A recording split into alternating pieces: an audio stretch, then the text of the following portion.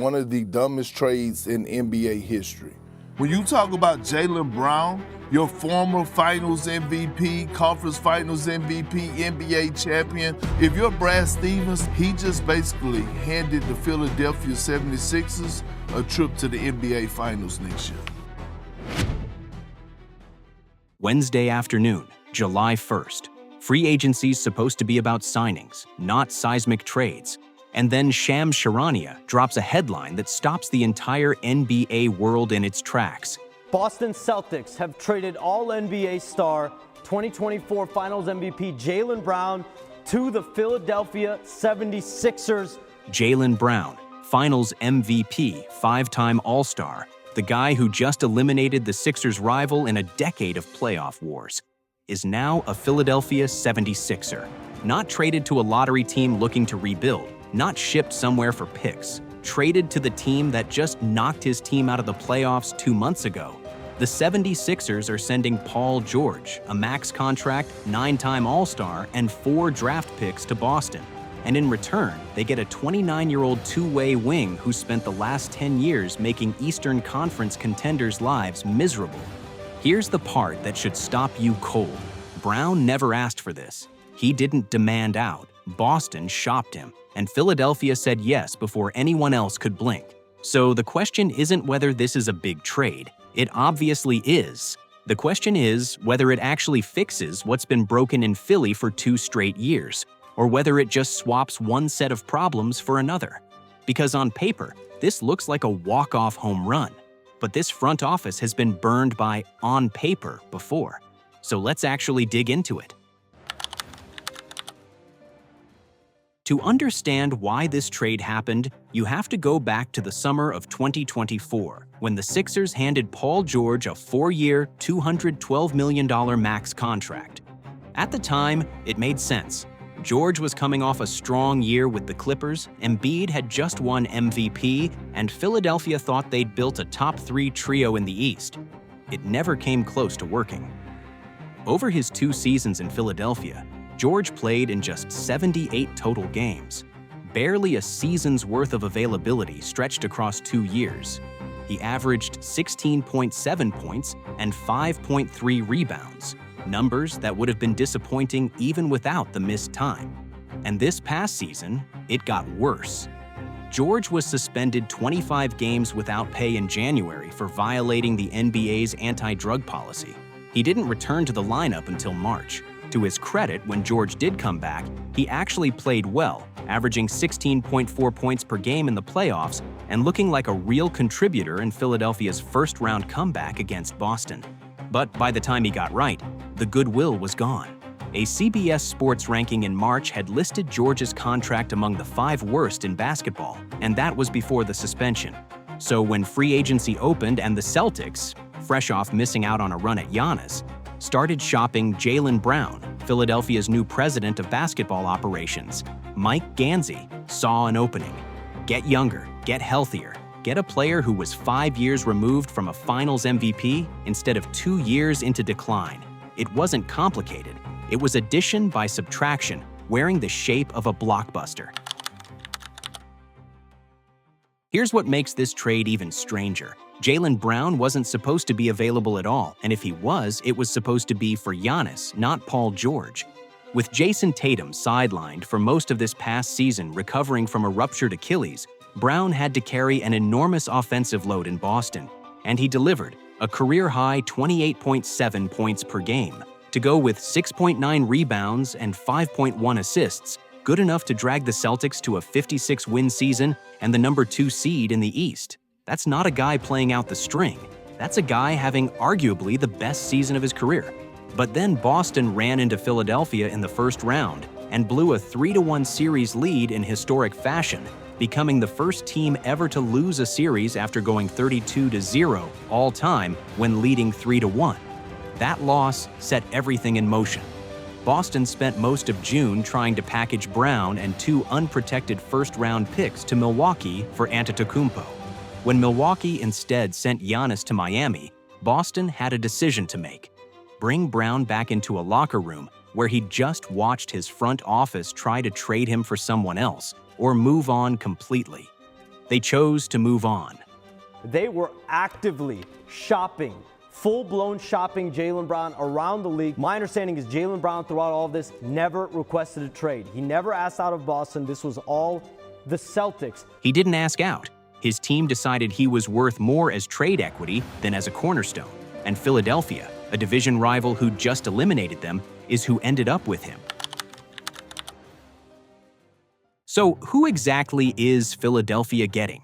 Jaylen Brown, the third overall pick out of Cal back in 2016, is a five-time All-Star who has never missed the postseason since becoming a full-time starter.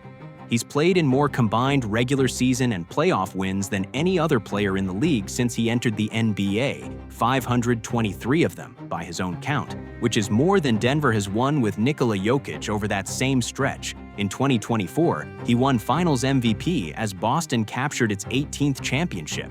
He turns 30 in October, which puts him right in the window teams want when they're building around a core in its mid-20s. Tyrese Maxey is 25. VJ Edgecombe is 20. Brown slots in as a bridge, a proven closer who's already won at the highest level, next to two guys who are just getting started. There are real questions about fit, and we're going to get into those. Brown has never been an elite three-point shooter, 34.7% last season, 35.8% for his career, and he and Embiid both like operating from the same real estate on the floor. Embiid led the NBA in shot attempts from 15 to 19 feet last season, and Brown was right behind him. That's a genuine coaching problem for Nick Nurse to solve, not a footnote. But defensively, this is an obvious upgrade. Brown has guarded guards, forwards, and centers in switch-heavy Boston defenses for a decade. And unlike George, who's dealt with knee and hip issues for 2 years, Brown has been remarkably durable. He logged 71 games this past season and has averaged over 67 games a year across the last 5 seasons. For a Sixers team that has been defined by who's not available more than who is, that alone is worth the swing.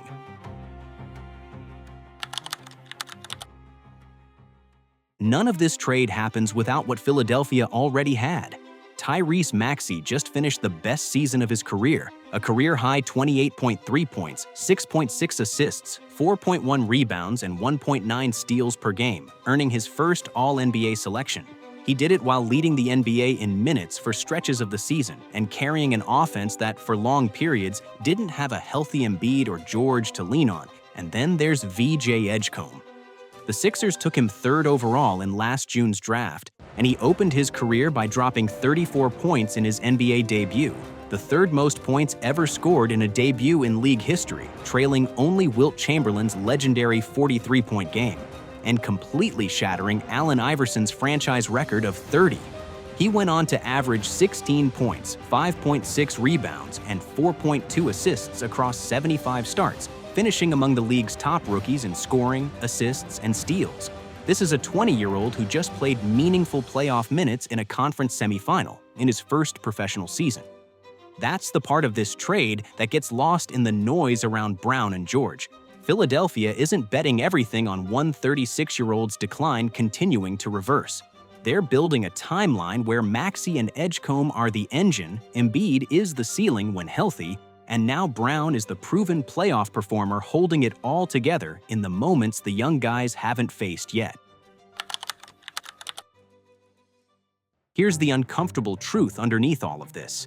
This trade doesn't fix the single biggest variable on this roster, Joel Embiid's health. Over the last 2 seasons, Embiid has played in 19 games 1 year and dealt with knee management, an appendectomy, and ankle and hip issues the next. He's averaged just over 50 games a season for years now, and he's entering his age 32 season. No trade changes that math. What this trade does do is lower the ceiling required from him to matter. When Embiid missed Game 2 against the Knicks, the Sixers didn't have another shot creator who could punish a switch or draw a double team without him. Now they do.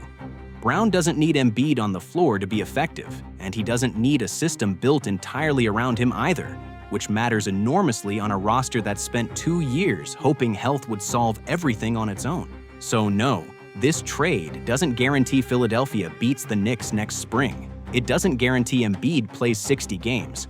What it does is give this team a version of itself that doesn't completely collapse when the injury report drops the night before a playoff game. That's not a championship promise. That's just a team that finally stopped building its whole season around hope. 2 months ago, the Sixers were an afterthought, a 7 seed that snuck into the playoffs, pulled off one miracle Game 7, and then got run off the floor by the eventual champions. Now, they've got a Finals MVP in his prime years, a 25-year-old All-NBA guard, a 20-year-old who might be a future All-Star, and a former MVP center who, when healthy, is still one of the most dominant offensive players alive. Is it a perfect fit? No. The shooting numbers and the shared mid-range real estate are real problems Nick Nurse has to solve. Is Embiid's health guaranteed? Absolutely not. But for the first time in 2 years, Philadelphia isn't relying on hope. They're relying on depth. And in a league that just watched Boston learn the hard way what happens when your 2 best players both need to be your best player at once, that might end up being the smartest trade made all summer. Do you think Brown and Embiid can actually coexist? Or is this Sixers team headed for the same fit problems that sank George? Let me know in the comments. Hit the like button, subscribe for more videos like this one, and check out one of the videos on your screen right now.